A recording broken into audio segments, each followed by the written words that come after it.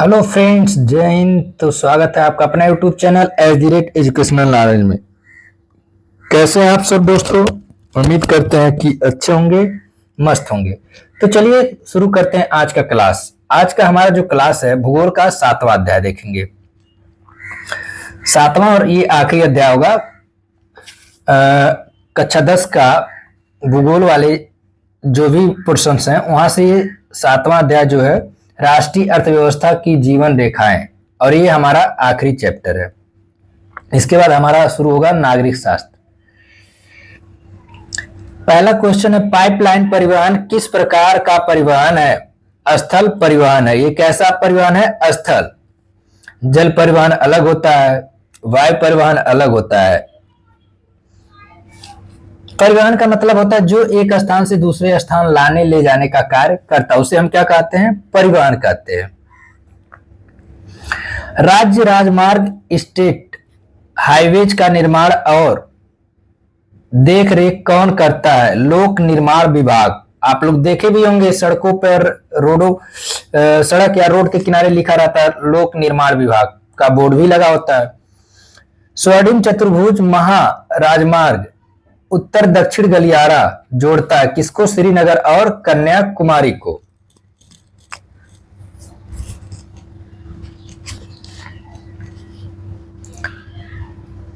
देश का सबसे लंबा राष्ट्रीय राजमार्ग कौन सा है? राष्ट्रीय राजमार्ग 7 है। ये देश का सबसे लंबा राष्ट्रीय राजमार्ग है।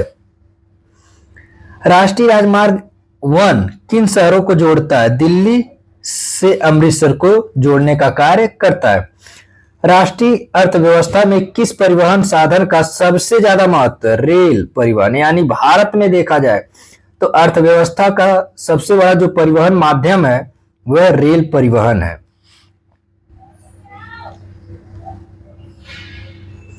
भारत में सबसे पहली ट्रेन मुंबई और थाने के बीच कब चली थी? यह 1853 में चली थी। कितने किलोमीटर? आप लोग नोट कर लेंगे। टोटल 34 किलोमीटर की दूरी तय की थी। और जो पहली ट्रेन चली थी उसका नाम क्या है? आप लोग कमेंट सेक्शन में जरूर लिख करके बताएं।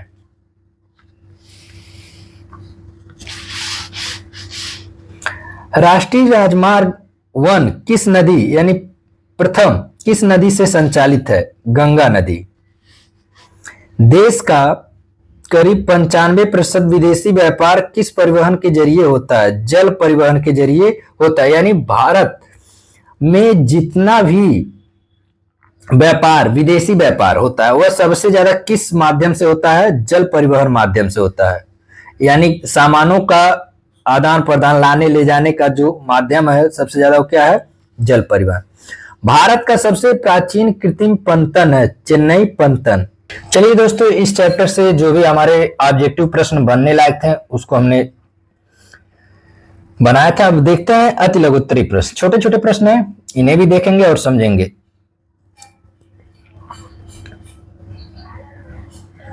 परिवहन क्यों आवश्यक है? किसी व्यक्ति को कहीं जाने, व्यापारी को कोई वस्तु कहीं ले जाने या किसी जगह सेवा की आपूर्ति करने के लिए परिवहन आवश्यक है। किसी देश के तीव्र विकास के लिए सक्षम परिवहन आवश्यक शर्त है। अर्थात अगर हमारे देश में परिवहन का अभाव है तो हम अपना विकास बहुत तेजी से नहीं कर सकते। देश में सड़कों को कितने वर्गों में बांटा गया है? देखेंगे, देश में सड़कों को 6 वर्गों में बांटा गया है। कौन कौन? स्वर्णिम चतुर्भुज महाराजमार्ग, ये भारत का सबसे बड़ा राजमार्ग है स्वर्णिम चतुर्भुज। ये कई राज्यों को जोड़ता है, इसे और हम कभी चर्चा कर लेंगे।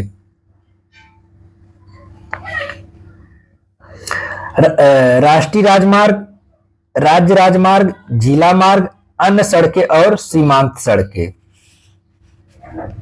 अगला प्रश्न है, स्वर्णिम चतुर्भुज महाराजमार्ग परियोजना का मुख्य उद्देश्य क्या है?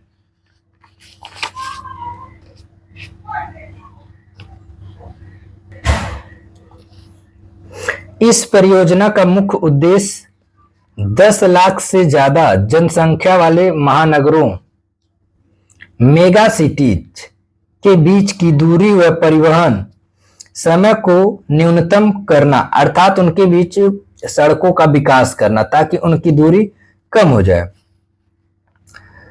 प्रधानमंत्री ग्रामीण सड़क परियोजना का उद्देश्य क्या है? आप लोग देखे भी होंगे, हर गांव में ये सड़क बना है। प्रधानमंत्री ग्रामीण सड़क परियोजना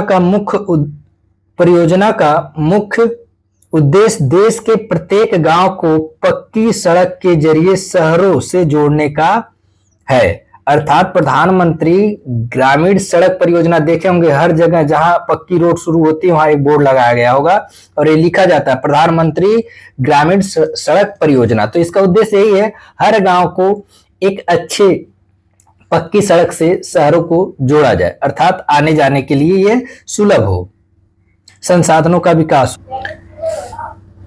भारत में कितने प्रकार के रेल मार्ग देखने को मिलते हैं? इसे थोड़ा ध्यान से समझेंगे आप सभी लोग। देश में रेल पटरियों के बीच की चौड़ाई के आधार पर 3 प्रकार के रेल मार्ग हैं। छोटी लाइन पटरियों के बीच की चौड़ाई इसकी होती है 0.762 और 0.610 मीटर, ये छोटी लाइन की हुई। मीटर लाइन इसकी चौड़ाई 1 मीटर की होती है और बड़ी लाइन या ब्रॉड गेज इसे बोलते हैं, इसकी चौड़ाई 1.676 मीटर होती है। तो रेल लाइनों के आधार पर भारत में इनको बांटा गया है और ये 3 प्रकार के होते हैं।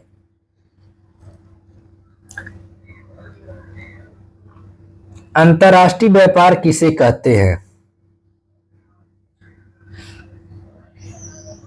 दो देशों के बीच होने वाले व्यापार को अंतर्राष्ट्रीय व्यापार कहते हैं। अगला प्रश्न, पर्यटन कितने प्रकार का होता है? पर्यटन के कई प्रकार होते हैं, जैसे विरासत पर्यटन, परिपर्यटन, इको टूरिज्म, रोमांचकारी पर्यटन, सांस्कृतिक पर्यटन, चिकित्सा पर्यटन, व्यापारिक पर्यटन आदि। अर्थात ये सब पर्यटन के प्रकार हैं। संचार के प्रमुख साधन कौन से हैं? डाक, समाचार पत्र, पत्रिकाओं, radio, television, telephone, mobile phone, internet, cinema आदि संचार के प्रमुख साधन है, अर्थात एक सूचना को एक स्थान से दूसरे स्थान तक पहुंचाने का कार्य करते हैं। जल परिवहन से क्या लाभ होता है? जल परिवहन से न केवल भारी व स्थूल चीजों को ले जाने में आसानी रहती, बल्कि यह परिवहन पर्यावरण के अनुकूल और ऊर्जा सक्षम भी है।